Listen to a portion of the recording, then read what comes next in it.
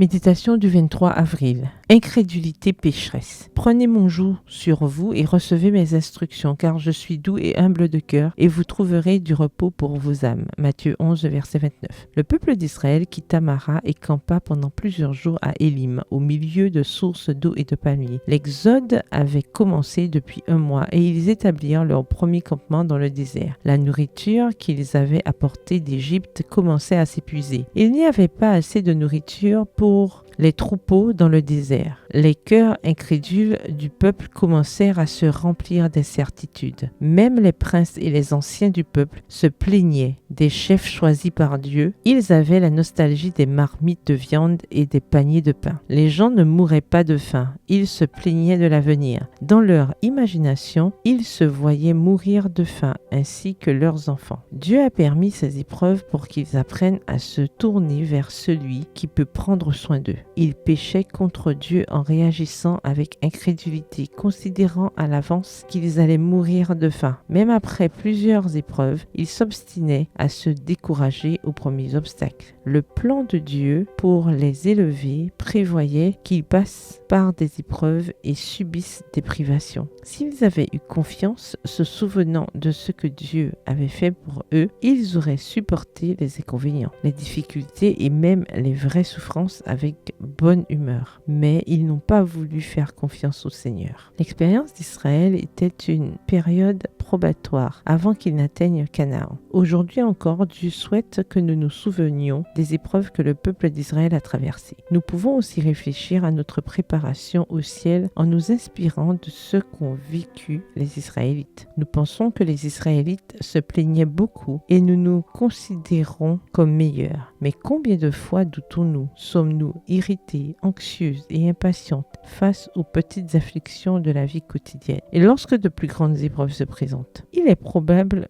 que nous serons encore moins préparés à les supporter, que certains iront jusqu'à nier l'existence de Dieu. Nous sommes dans un monde de péché, mais nous sommes invités à venir au Christ et à recevoir le soulagement, le repos et la paix. Rappelez-vous toujours ce que Dieu a fait pour son peuple à toutes les époques et activez votre foi. Au lieu de vous plaindre et de vous lamenter, faites-lui confiance et vous trouverez le repos en lui. Bonne journée, que l'Éternel vous bénisse.